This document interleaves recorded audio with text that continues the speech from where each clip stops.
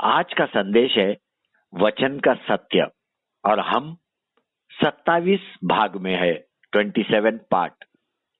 कई सत्य पवित्र आत्मा अपने को प्रकट किया। छोटा छोटा सत्य अपना हर दिन का जीवन को बलवान करते गया। बलवान, और कैसा बलवान किया?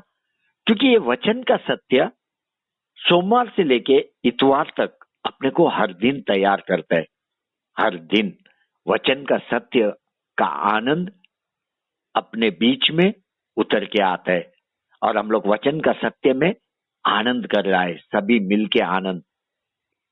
हमको जो वचन मिल रहा है ये अनमोल है, अनमोल, जो सीधा स्वर्ग से मन्ना के रूप में अपने हृदय में, अपने जीवन में आ रहा है। ये अपने हृदय में, अपने मन में, अपने प्राण में, अपने आत्मा में प्रवेश कर रहा है और अपने अंदर एक ताजापन लेके आ रहा है। ऐसा लग रहा है हर दिन परमेश्वर में एक नया शुरुआत अपन शुरू कर रहा है और ये हर एक के परिवार में हो रहा है, और वो भी हर दिन। अपने संकट में, अपने मुसीबत में, अपने तकलीफ में हम लोग परमेश्वर में स्थिर है। पाउल ने तिमोथी को बोला, अपने संकट में, मुसीबत में स्थिर है, स्थिर, परमेश्वर में स्थिर है। अपने आप को परमेश्वर का ग्रहण योग्य बना।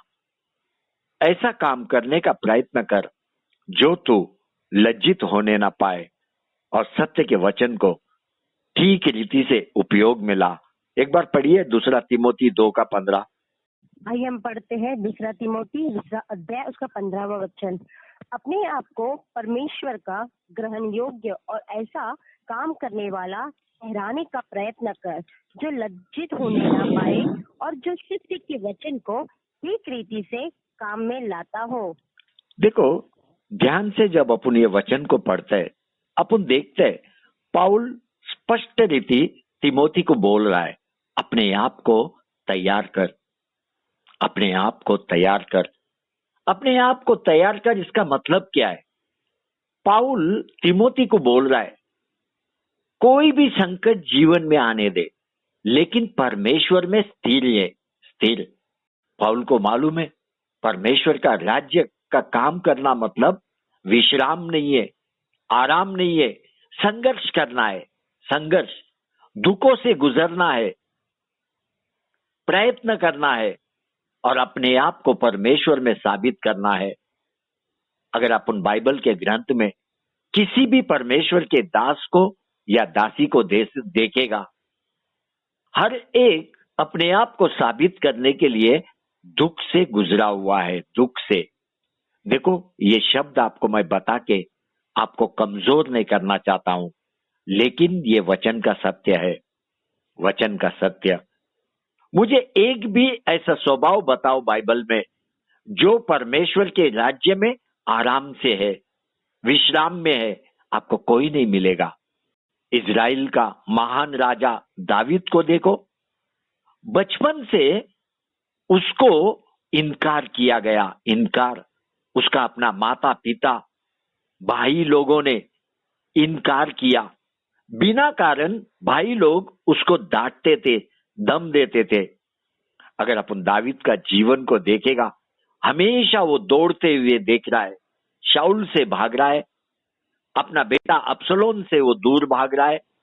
अगर दाऊद का जीवन को देखेगा तो उसका रिश्ता दूसरों के साथ टूटा हुआ दिखाई दे रहा है, टूटा हुआ। उसका भूतकाल को देखेगा तो अंधकार दिखाई दे रहा है। कई क्षेत्र में वो अपयश पाया हुआ दिख रहा है, डरा हुआ दिख रहा है।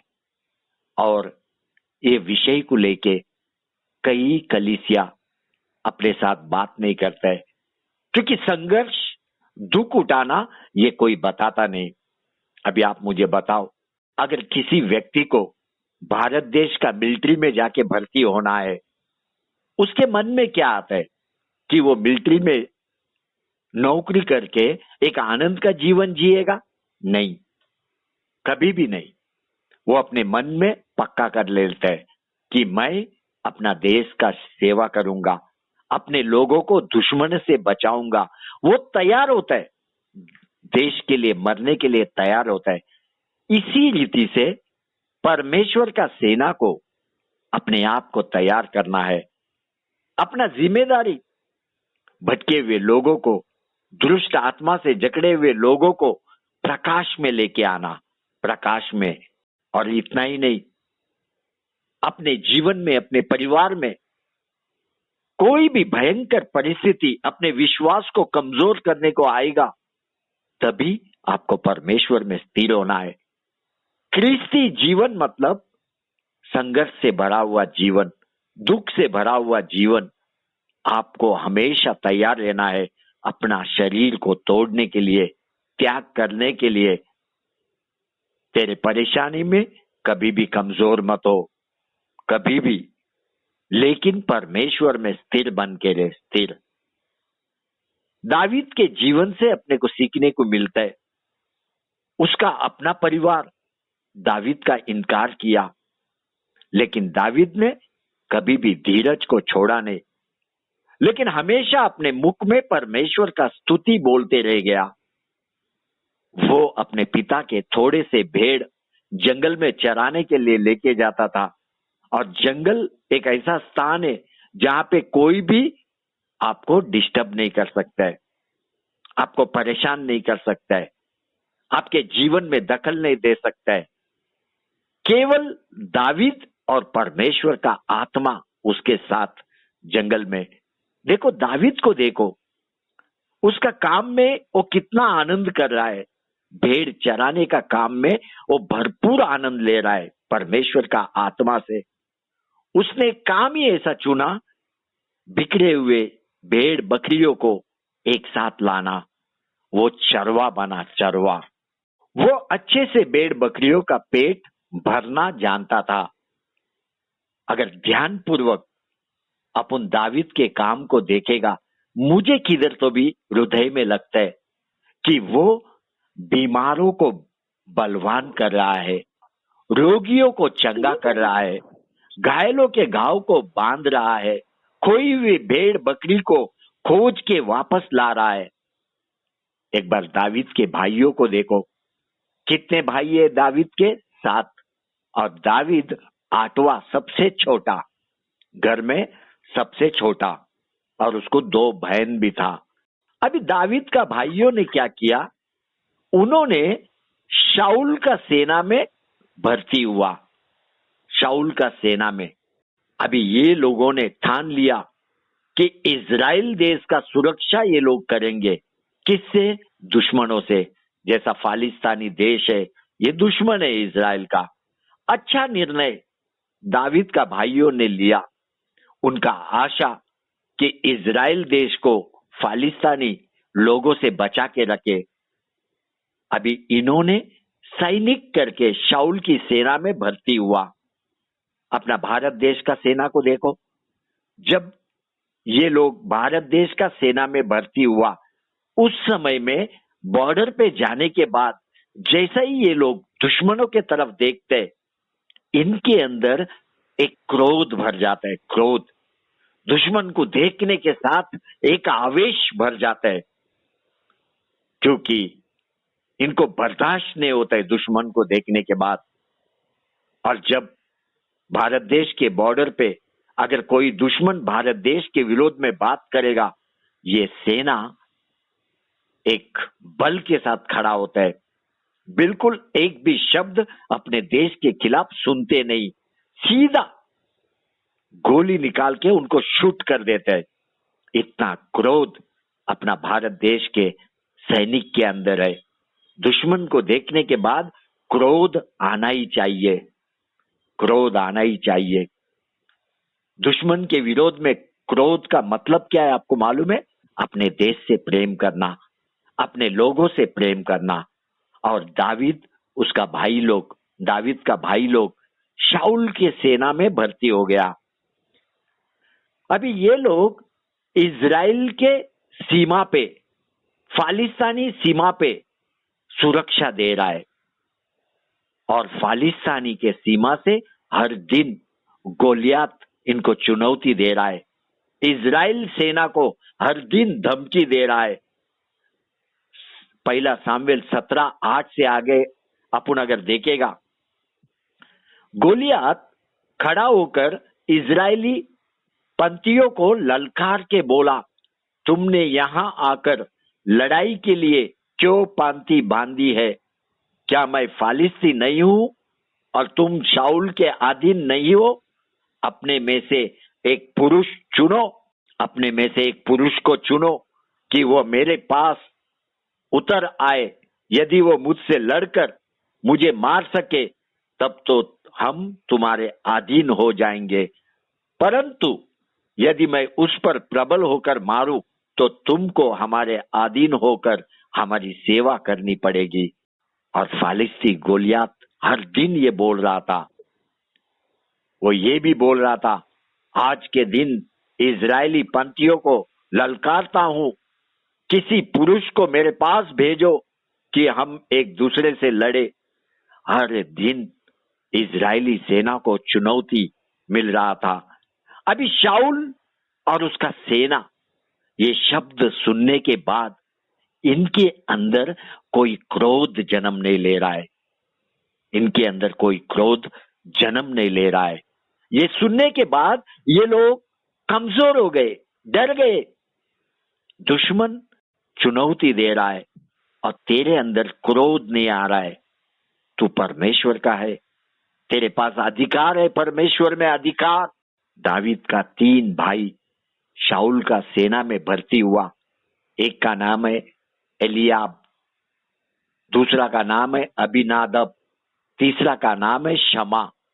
ये वचन पढ़ो एक बार, 1 सामुएल 17 का 13। आइए हम पढ़ते हैं 1 सामुएल 17 अध्याय 13 वचन। ईशे के 3 बड़े पुत्र शाऊल के पीछे होकर लड़ने को गए थे और उसके 3 पुत्रों के नाम जो लड़ने को गए थे ये थे, अर्थात ज्येष्ठ का नाम एलियाब, दूसरे का अबीनादब और तीसरे का शमा था। देखो, दावीद का तीनों भी भाई शाऊल के साथ पीछे होके युद्ध भूमि में गया। युद्ध भूमि का मतलब है लड़ना, लड़ना, हावी होना, युद्ध करना। अभी सामने से दुश्मन इनको चुनौती दे रहा है, लेकिन इनके अंदर क्रोध नहीं आ रहा है।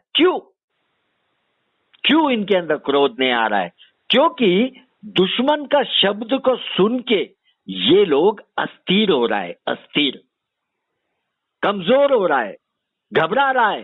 संकट के समय में, मुसीबत के समय में तुझे परमेश्वर में स्थिर रहना है, परमेश्वर में स्थिर रहना है। संकट, मुसीबत ख्रिस्ती जीवन में हमेशा है, लेकिन ऐसे समय में तुझे स्थिर रहने को सीखना है। तू क्यों घबराता है संकट को देख के? अगर तू संकट को देख के घबराएगा, तेरा मन कच्चा होने लगेगा, तेरा मन कच्चा होने लगेगा। एक बार पढ़िए 1 सामुएल 17 का 11। आइए हम पढ़ते 1 सामुएल 17 अध्याय 11 वचन। और फालिस्ती की इन बातों को सुनकर शाऊल और समस्त इजरायलियों का मन कच्चा हो गया और वे अत्यंत डर गए। देखो, जब भी आप निर्णय लेगा परमेश्वर के राज्य में काम करने के लिए, आपको स्थिर रहना है, शांत रहना है। संकट, मुसीबत तूफान की तरह आते रहेगा, लेकिन आपको स्थिर रहना है। पाउल तिमोथी को यही बात सिखा रहा था। संकट में, मुसीबत में स्थिर रहने को सीख, वो भी परमेश्वर में, परमेश्वर में। घबरा मत, मन कच्चा होने मत दे, कभी भी आशाहीन मत हो। परमेश्वर हमारी ओर है, परमेश्वर हमारी ओर है। योग्य रीति परमेश्वर का वचन अपने जीवन में अमल में ला।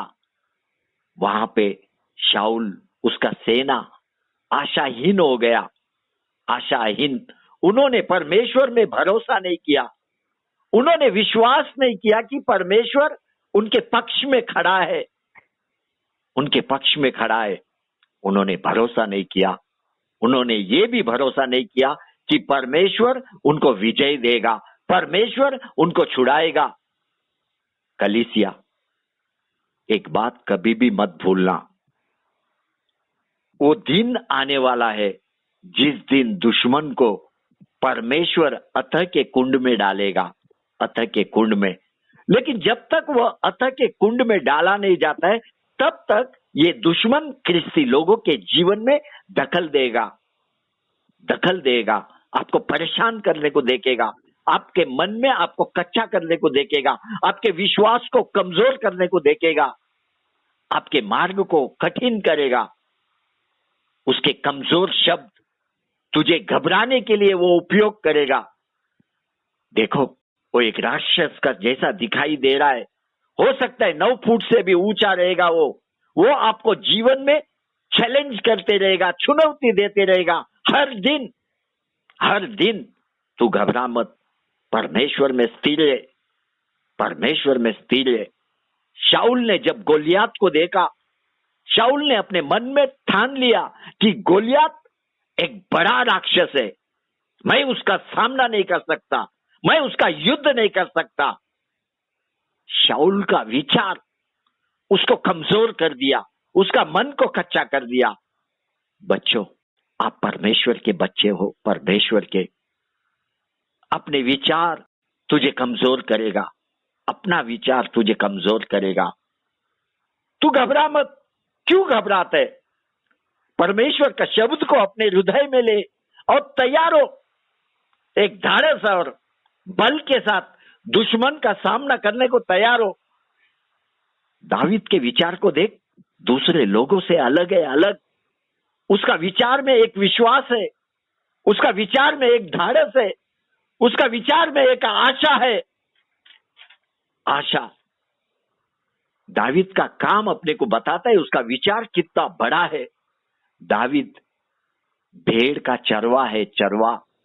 उसको मालूम है अपने भेड़ों का कैसा रखवाली करना, भटकी हुई भेड़ बकरियों को फिर से अपने झुंड में कैसा ताकत के साथ लेके आना। वो जंगल में हर अंधकार से अपने भेड़ों को बचाता था। मौत की खाई में से दावीद कभी डरा नहीं। किसी सिंह, किसी भालू का सामना करने से वो डरा नहीं। वो प्रभु में स्थिर रहता था, प्रभु में। अपने भेड़ बकरियों को अच्छी चराई में चराता था, ऊंचे ऊंचे पहाड़ों पे चराता था। जहां हरियाली है वहां अपने भेड़ बकरों को लेके जाके वो चराता था। अगर कोई भेड़ घायल होता, वो घाव को बांधता था। बीमार भेड़ को बलवान बनाता था, बलवान।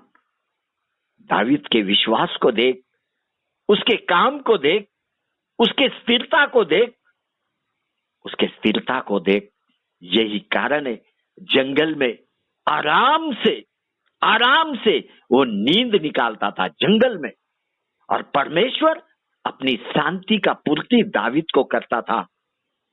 दावीद को आज विश्वासी बच्चों को देखेगा तो अपने घर में भी वो आराम से नहीं है, अपने घर में स्थिर नहीं है। लेकिन दावीद जंगल में आराम से सोता था। जंगल में, यहाँ पे इजराइल के सीमा पे परिस्थिति नियंत्रण के बाहर हो गया। दुश्मन ऊंचा आवाज से हर दिन चुनौती दे रहा है, हर दिन उसका आवाज ऊंचा होते गया। दावीद का भाई लोग, शाऊल, उसका सेना, सभी डरे हुए, सभी। एक दिन ऐसा हुआ, दावीद का पिता ने दावीद को बोला, बेटा ये टिफिन ले और अपने भाइयों को जाके सीमा पे दे। अभी दावीद कोई सैनिक नहीं है, ये बात ध्यान से सुनना। दावीद कोई सैनिक नहीं है, लेकिन पिता का आज्ञा का पालन किया। उसने वो टिफिन लेके सीमा पे गया और वहां पे जाने के बाद उसने क्या देखा? गोलियात को देखा। इतना ही नहीं, उसने अपने कानों से सुना गोलियात इजरायली सेना को चुनौती दे रहा है, इजरायली सेना को चुनौती दे रहा है। और इजराइल का सेना डरा हुआ, कमजोर, मन में कच्चा, पीछे पीछे आ रहा है। दावीद ने तुरंत उनसे बात किया। दावीद ने बोला, वह खतना रहित फालिस्ती तो क्या है? वह खतना रहित फालिस्ती क्या है कि जीवित परमेश्वर की सेना को ललकारे? ये बात पढ़ो, 1 सामुएल 17 का 26 पद। आइए हम पढ़ते 1 सामुएल 17 अध्याय उसका 26वां वचन। तब दाऊद ने उन पुरुषों से जो उसके आसपास खड़े थे पूछा, जो उस फलिस्ती को मार के इजरायलियों की नामधराई दूर करेगा, उसके लिए क्या क्या किया जाएगा? वह खतान रहित फलिस्ती क्या है कि जीवित परमेश्वर की सेना को ललकारे। देखो, जैसा ही दावीद ने गोलियत के शब्द को सुना, अपने दुश्मन के शब्द को सुना, दावीद क्रोधित हुआ। क्रोधित कौन है ये फालिस्ती जो जीवित परमेश्वर की सेना को ललकार रहा है? जीवित परमेश्वर की सेना को ललकार रहा है। दावीद को देखो, वो कोई सैनिक नहीं है, लेकिन अपने दुश्मन के विरोध में उसके अंदर क्रोध भर गया। वो तैयार है अभी अभी जाके दुश्मन के साथ युद्ध करने को तैयार है। शाऊल, उसकी सेना, एक के अंदर भी आवेश नहीं है, एक में भी दुश्मन के विरोध में क्रोध नहीं है। लेकिन दावीद को देखो, आवेश और क्रोध से भर गया। दावीद का भाई एलीब को देखो, जैसा ही दाऊद का शब्द उसने सुना, दावीद के ऊपर वो क्रोधित हो गया। ये बात पढ़ो, 1 सामुएल 17 का 28। आइए बढ़ते 1 सामुएल 17 अध्याय 28 वचन। जब दाऊद उन मनुष्यों से बातें कर रहा था, तब उसका बड़ा भाई एलीआब सुन रहा था, और एलीआब डैन से बहुत क्रोधित होकर कहने लगा, तू यहाँ क्यों आया है? और जंगल में उन थोड़ी सी भेड़ बकरियों को तू किसके पास छोड़ आया है? तेरा अभिमान और तेरा मन की बुराई मुझे मालूम है। तू तो लड़ाई देखने के लिए यह आया है। देखो, एलीब बिना कोई कारण का दावीद पे क्रोधित हो गया, बिना कोई कारण का। इसका मतलब एलीब के अंदर क्रोध है। लेकिन इतना दिनों से एक दुश्मन गोलियत, फालिस्तानी सेना चुनौती दे रहा है, कई दिनों से। इसके अंदर कभी क्रोध नहीं आया, केवल भय आया, भय। मन कच्चा हो गया। यहां पे दावीद के विषय में बिना कोई कारण दावीद के ऊपर क्रोधित हुआ। बोला, तू यहां क्यों आया है? और जंगल में उन थोड़ी सी भेड़ बकरियों को तू किसके पास छोड़ आया है? तेरा अभिमान और तेरा मन की बुराई मुझे मालूम है। एलीआब को देखो, गलत समय में गलत व्यक्ति पे क्रोधित हो रहा है। गलत समय में गलत व्यक्ति पे क्रोधित हो रहा है। आज भी कई विश्वासी बिना कारण अपने परिवार के सदस्य पे क्रोधित होते हैं, बिना कारण। उसके अंदर स्थिरता नहीं है, धीरज नहीं है, संयम नहीं है। एलीआब की तरह जीवन जी रहा है कई विश्वासी, एलीआब की तरह। एक बार दावीद को देखो, जब उसका बड़ा भाई एलीब क्रोधित हुआ, दावीद धीरज और संयम को धरे रहा, प्रभु में स्थिर रहा। उसने अपने भाई के साथ वाद विवाद नहीं किया, एक शब्द उसने अपने मुख से निकाला नहीं। देखो, दावीद को किसने भेजा सीमा पे? दावीद का पिता जैसे उसने भेजा। अभी आप मेरे को इधर एक बात बताओ, दावीद के पिता को अधिकार ज्यादा है या एलीआब को, दावीद के भाई को? अधिकार अगर किसी को ज्यादा है वो तो है पिता को, जैसी को। लेकिन दावीद ने अपने भाई को उत्तर नहीं दिया। उसको ये नहीं बोला कि पिता ने मुझे टिफिन देने के लिए सीमा पे भेजा, एक शब्द नहीं बोला। क्योंकि दावीद के लिए उस समय में महत्वपूर्ण अपने भाई के साथ वाद की विवाद करना नहीं था, लेकिन उसके अंदर दुश्मन के विरोध में क्रोध भरा हुआ था। वो धाड़स के साथ इजरायली सेना को बता रहा था कि परमेश्वर सहायता करेगा, परमेश्वर दुश्मन के विरोध में अपने पक्ष में रहेगा। कभी भी तू आशाहीन मत हो, परमेश्वर अपने पक्ष में है, तू परमेश्वर पे भरोसा कर, परमेश्वर तुझे छुड़ाएगा। दावीद के शब्द को देखो, एक अधिकार के साथ इजरायली सेना के साथ वो बात कर रहा है। ये कैसा मुमकिन है? क्योंकि पवित्र आत्मा दावीद के अंदर निवास कर रहा था, पवित्र आत्मा। आपको याद है जब सामुएल दावीद के घर में अभिषेक करने को गया, उस समय में उसका पूरा परिवार वहां पे उपस्थित था। सामुएल ने पूरा परिवार के सामने दावीद को अभिषेक किया, और जब भी सामुएल ने दावीद को अभिषेक किया, उसी समय में परमेश्वर का आत्मा आके सामर्थ्य रीति दावीद के ऊपर ठहरा। ये बात पढ़ो, 1 सामुएल 16:13। तब सामुएल ने अपना तेज कासी लेकर उसके भाइयों के मध्य में उसका अभिषेक किया, और उस दिन से लेकर भविष्य को यहोवा का आत्मा दाऊद पर बल से उतर रहा। तब सामुएल उठकर रामा को चला गया। देखो कलीसिया, हम सभी परमेश्वर में बचाए गए लोग हैं। परमेश्वर का आत्मा अपने साथ भी है, अपने अंदर भी है। ये आत्मा आपके हर परिस्थिति में आपके मदद के लिए है। तेरे संकट में, तेरे दुख में तेरा मदद के लिए यह आत्मा है। तू प्रभु में स्थिर रहने को सीख, बाकी सब परमेश्वर तेरे जीवन में करते रहेगा। संकट, समस्या, दुख ये एक विश्वासी का जीवन का भाग है। तेरा जिम्मेदारी है कि ये संकट समस्या के ऊपर कैसा मात करने का, कैसा विजय पाने का। पाउल तिमोथी को सिखाता था, मेरे साथ दुख उठा, और तिमोथी को सुधि दिलाता था कि तू परमेश्वर के उस वरदान को जो मेरे हाथ रखने के द्वारा तुझे मिला है, उसको चमका दे, उसको चमका दे। परमेश्वर ने हमें भय का आत्मा नहीं दिया, पर सामर्थ, प्रेम और संयम का आत्मा दिया है। परमेश्वर के सामर्थ के अनुसार सुसमाचार के लिए मेरे साथ दुख उठा, मेरे साथ दुख उठा। 2 तिमोथी 1 अध्याय 6 से 8 वचन पढ़ो।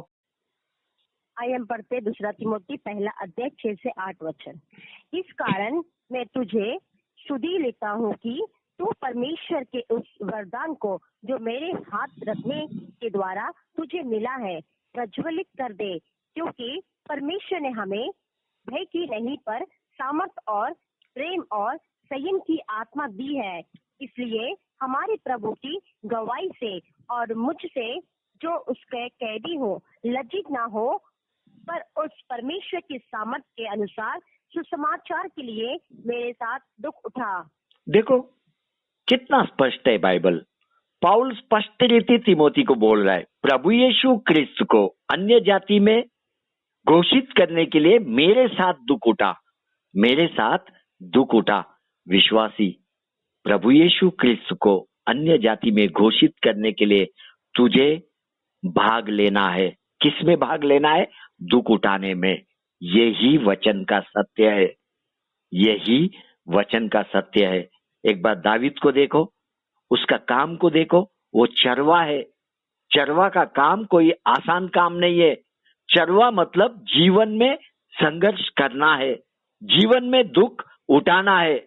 उसने, दावीद ने बड़ा बड़ा दुख संकट का सामना किया, लेकिन परमेश्वर का वचन को योग्य रीति अपने जीवन में अमल किया। परमेश्वर को अपने जीवन में बड़ा स्थान दिया, बड़ा स्थान। दावीद को मालूम है बाकी सब बातों से परमेश्वर सामर्थी है, सामर्थी। वो स्वर्ग का परमेश्वर है, वो पृथ्वी का परमेश्वर है, वो पृथ्वी के नीचे का परमेश्वर है। अन्य कोई देवता, दूसरा नाम स्वर्ग पृथ्वी, पृथ्वी के नीचे नहीं है।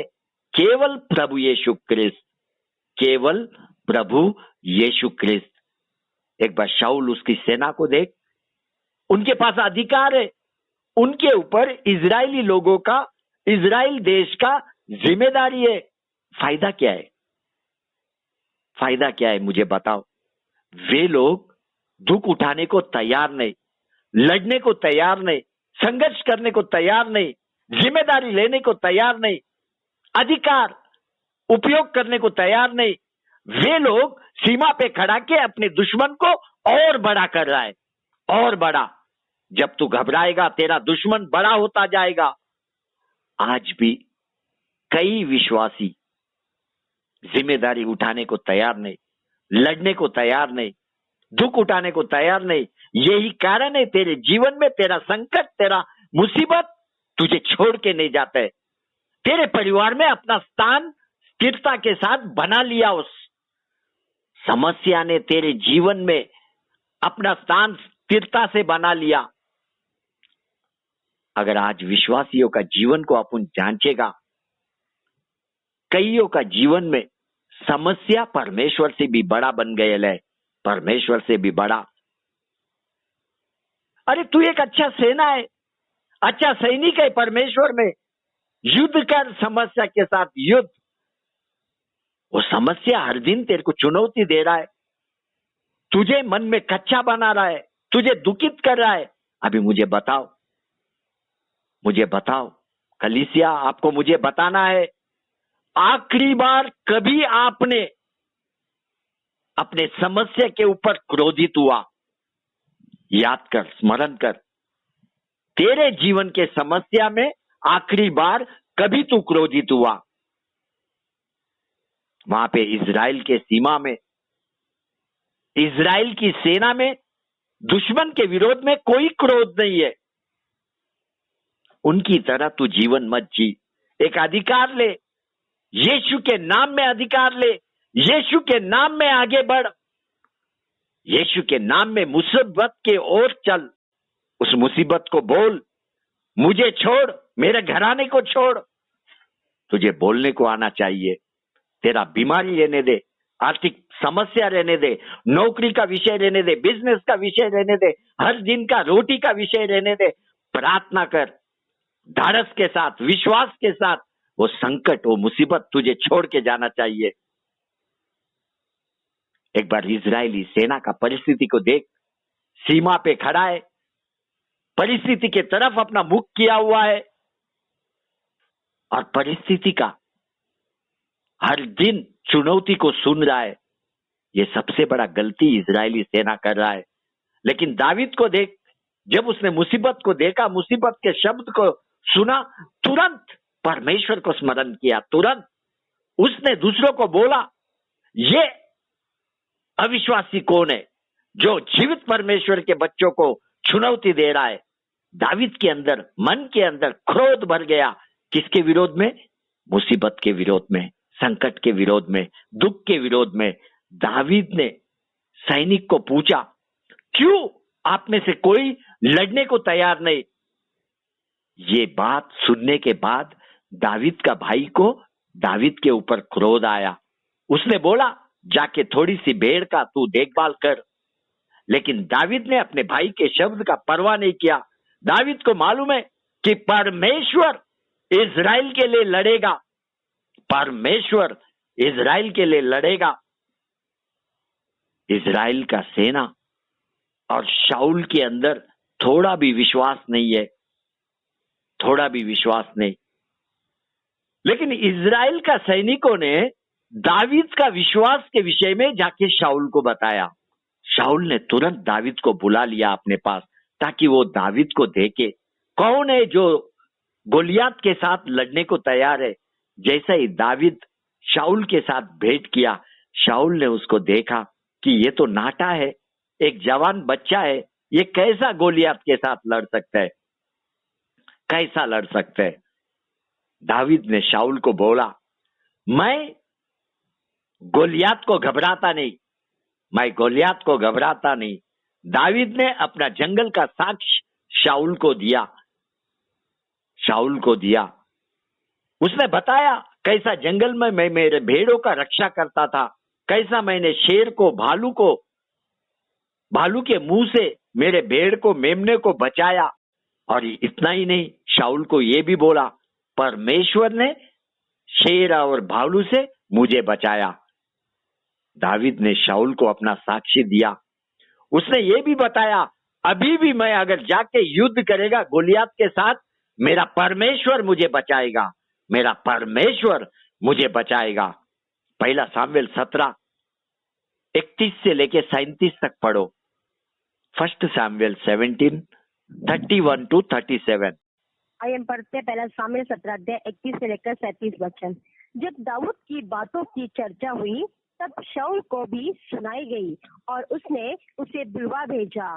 तब दाऊद ने शाऊल से कहा, किसी मनुष्य का मन उसके कारण कच्चा ना हो, तेरा दास जाकर उस फालिस्ती से लड़ेगा। शाऊल ने दाऊद से कहा, तू जाकर उस फालिस्ती के विरोध युद्ध नहीं कर सकता, क्योंकि तू तो लड़का है और वह लड़कापन ही से योद्धा है। दाऊद ने शाऊल से कहा, तेरा दास अपने पिता की भेड़ बकरियां चराता था, और जब कोई सिंह या भालू झुंड में से मेमना उठा ले जाता तब मैं उसका पीछा करके उसे मारता और मेमने को उसके मुंह से छुड़ा लेता, और जब वह मुझ पर हमला करता तब मैं उसके केश को पकड़कर उसे मार डालता था। तेरे दास ने सिंह और भालू दोनों को मारा है, और वह खतन रहित फलिस्ती उनके समान हो जाएगा, क्योंकि उसने जीवित परमेश्वर की सेना को ललकारा है। फिर दाऊद ने कहा, यहोवा जिसने मुझे सिंह और भालू दोनों के पंजों से बचाया है, वह मुझे उस फालिस्ती के हाथ से भी बचाएगा। शाऊल ने दाऊद से कहा, जा, यहोवा तेरे साथ रहे। आमीन, आमीन, आमीन, आमीन। देखो, दावीद बोलता है, मैं सिंह भालू का पीछा करके मारा और मेमने को उसके मुंह से छुड़ाया। जब उसने मुझ पर चढ़ाई की, मैंने उसके केश को पकड़कर मार डाला। तू कब अपने संकट मुसीबत का पीछा करेगा कलीसिया? तू कब अपने संकट और मुसीबत का पीछा करेगा? हल्ला बोल, चढ़ाई कर, अपने आप को बचा। तिमोथी स्थिर होके अपने आत्मीय पिता पाउल का अनुसरण किया। वो विश्वास के साथ संकट का सामना किया, दुख का सामना किया, लेकिन मेमना को बचाया, लोगों तक पहुंचा, उनको सुवार्ता दिया, उनको यीशु में विश्वास करने को लगाया। उसने यीशु क्रिस्त अन्य जाति के बीच में जाके घोषित किया। कई लोग बचाए गए, कई लोगों ने यीशु क्रिस्त में विश्वास किया। यहाँ पे इजराइल में दावीद तैयार है अपने लोगों को बचाने के लिए, अपने लोगों का उद्धार करने के लिए, दुश्मन के साथ लड़ने को दावीद तैयार है। बाइबल बोलता है दावीद सेना की ओर फालिस्ती का सामना करने के लिए फुर्ती से दौड़ा, फुर्ती से। देखो, संकट के तरफ, मुसीबत के तरफ दावीद क्या कर रहा है? फुर्ती से दौड़ रहा है। वो अपने दुश्मन के तरफ दौड़ रहा है। वो अपने अंदर क्रोध भर के अपने संकट का सामना करने को दौड़ रहा है। दावीद ने क्या किया? उसने अपनी लाठी हाथ में ले नाले में से 5 चिकनी पत्थर छाटकर अपनी चरवाई की थैली में रखा, अर्थात अपने झोले में रखा, और अपना गोफन हाथ में लेकर फालिस्ती के निकट चला। और फालिस्ती चलते चलते दावीद के निकट पहुंचने लगा, और गोलियत उसकी बड़ी ढाल लिए और आगे आगे चल रहा था। जब फालिस्ती ने दृष्टि करके दावीद को देखा तब उसे तुच्छ जाना, क्योंकि वह एक लड़का ही था। तब फालिस्ती ने दाऊद से कहा, मेरे पास आ, मैं तेरा मांस आकाश के पक्षियों और वन पशुओं को दे दूंगा। दावीद ने फालिस्ती से कहा, तू तो तलवार और भाला और सांग लिए हुए मेरे पास आता है, तू तलवार और भाला लेके मेरे पास आता है। मैं सेनाओं के यहोवा के नाम से तेरे पास आता हूं, मैं सेनाओं के यहोवा के नाम से तेरे पास आता हूं, जो इजरायली सेना का परमेश्वर है, और उसी को तूने ललकारा है। आज के दिन यहोवा तुझको मेरे हाथ कर देगा, और मैं तुझको मारूंगा और तेरा सिर तेरे धड़ से अलग करूंगा। और मैं आज के दिन फालिस्ती सेना की लौटे आकाश के पक्षियों को और पृथ्वी के जीव जंतुओं को दे दूंगा। तब समस्त पृथ्वी के लोग जान लेंगे कि इजराइल में एक परमेश्वर है। इजराइल को परमेश्वर है, इज़राइल को परमेश्वर है। मेरा परमेश्वर तुम्हें मेरे हाथ में कर देगा। युद्ध यहोवा का है, युद्ध यहोवा का है, युद्ध यहोवा का है।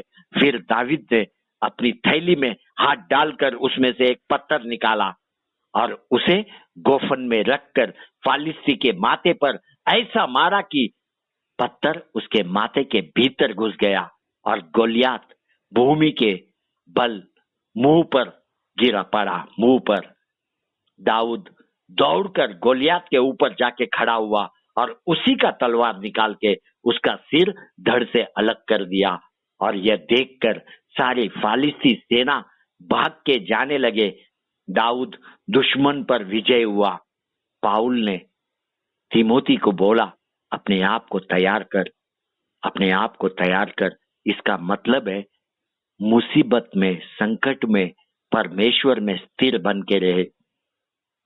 परमेश्वर के राज्य का काम करना मतलब आराम नहीं है, विश्राम नहीं है, ये संघर्ष है, दुख उठाना है, त्याग करना है। तू अपने आप को परमेश्वर में साबित कर। दावीद ने अपने आप को परमेश्वर में साबित किया, तीमोथी ने अपने आप को परमेश्वर में साबित किया, पाउल ने अपने आप को परमेश्वर में साबित किया।